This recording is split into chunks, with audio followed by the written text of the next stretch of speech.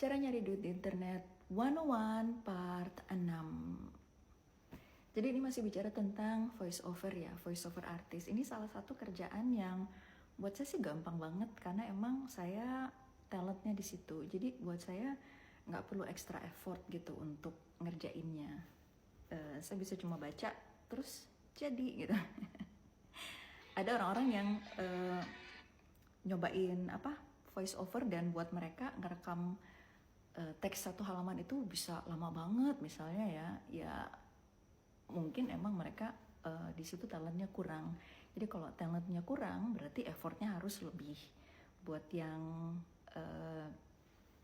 talentnya bagus bukan berarti pasti akan langsung sukses ya, harus ada effort juga. Jadi kayak dulu-dulu nih saya waktu masih miskin banget gitu effortnya bisa lebih gitu karena emang saya butuh duit banget. Kalau sekarang kan nggak terlalu butuh duit, jadi effortnya juga seperlunya aja gitu. Kalau pas saya kayaknya seru gitu, kayaknya saya butuh uang gitu, baru saya kerjain. Tapi kalau nggak butuh banget, biasanya saya nggak gitu. Jadi saya ngerjain banyak ya untuk voice over ini. Jadi kayak waktu itu misalnya setiap perusahaannya, apalagi perusahaan multinasional kayak perusahaan-perusahaan farmasi, perusahaan-perusahaan apa gitu yang asalnya dari Amerika atau dari Inggris, dari Eropa, terus punya cabang di Indonesia. Mereka kan pasti punya standar training yang sama ya. Dengan meningkatnya penggunaan internet, banyak training ini dilaksanakan secara online. Jadi kayak misalnya training compliance atau training tentang menjaga kerahasiaan perusahaan atau training untuk melayani customer misalnya, atau training untuk mengajukan komplain atau training anti suap, gitu-gitu banyak banget gitu kan trainingnya. Nah untuk perusahaan misalnya dari Amerika atau apa kan mereka biasa punya konten training itu sudah ada videonya. Mereka tuh order ke agency untuk dibikinin video training dan biasanya itu trainingnya dalam bahasa Inggris. Nah untuk karyawan-karyawan di perusahaan, di anak perusahaan yang ada di Indonesia, di Malaysia, di Thailand misalnya, tentunya karyawan harus diberikan training dalam bahasa mereka. Karena nggak semua karyawan bahasa Inggrisnya jago. Kalau misalnya mereka ngambil risiko nih, jadi semua karyawan dipaksa ngikutin training dalam bahasa Inggris, padahal bahasa Inggrisnya nggak jago-jago amat, mereka bisa jadi salah paham kan, nggak terlalu ngerti isi trainingnya. Kalau mereka tidak terlalu ngerti isi trainingnya, mereka nggak akan nangkep dan bisa jadi mereka akan melakukan kesalahan karena mereka nggak ngerti gitu. Jadi yang harusnya ini nggak boleh, ini dilarang perusahaan, tapi karena waktu training mereka nggak terlalu nangkep, ya mereka nggak ngerti, mereka melakukan kesalahan. Nah untuk meminimalisir kesalahan-kesalahan yang dilakukan karyawan, perusahaan multinasional itu banyak yang melokalkan training mereka. Jadi video-video trainingnya itu yang berbahasa Inggris itu diterjemahkan ke bahasa lokal.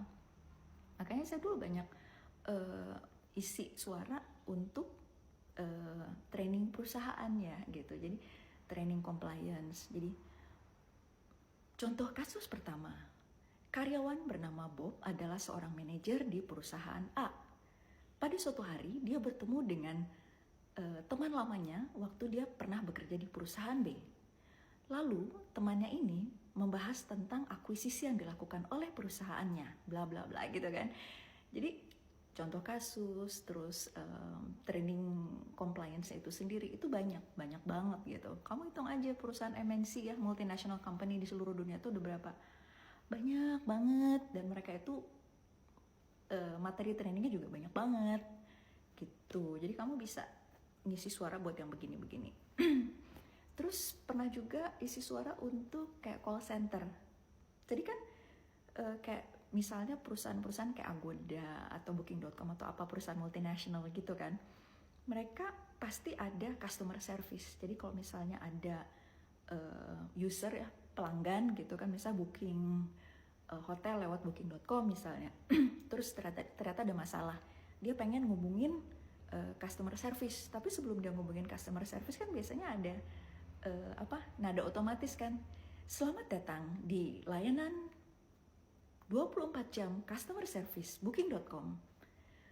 Untuk uh, berbicara dengan operator, tekan 1.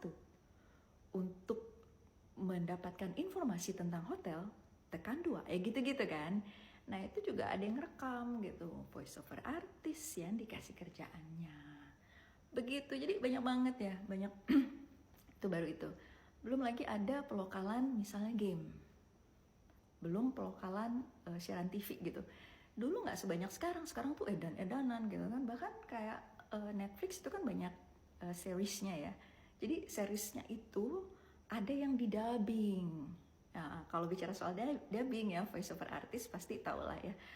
Dubber-dubber yang sempat terkenal pada masanya gitu kan. Kayak dubber Doraemon atau dubber seri Conan atau Candy ya, kartun-kartun dari luar negeri yang di dubbing ke dalam bahasa Indonesia itu kerjaannya para voice over artist gitu.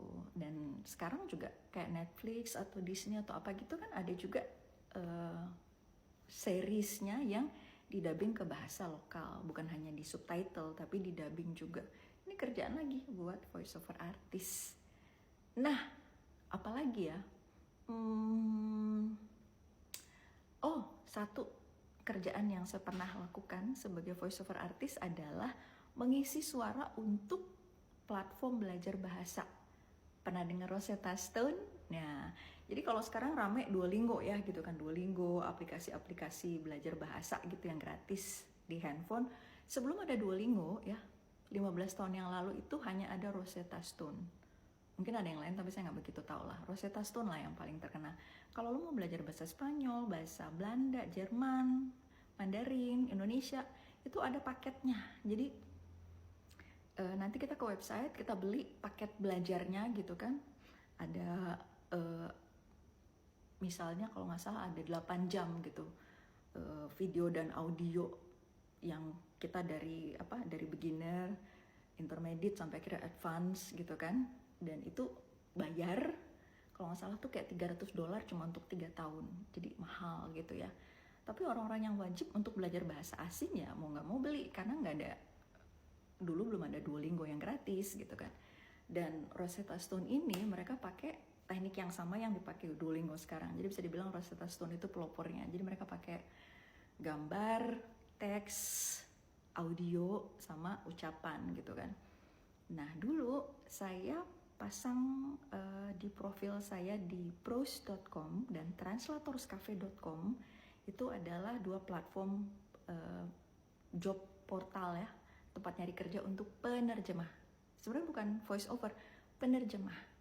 Tapi karena saya pernah punya background di radio, saya bisa voice over, saya taruh di resume saya di platform penerjemah itu bahwa saya voice over.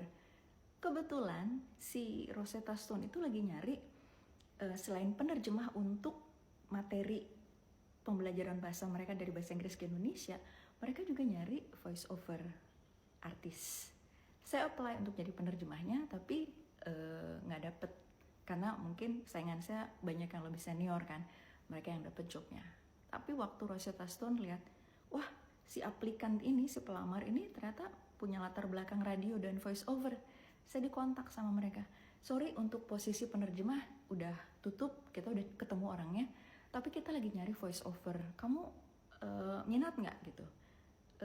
Katanya dia bilang kita butuh orang buat rekaman selama 2 minggu.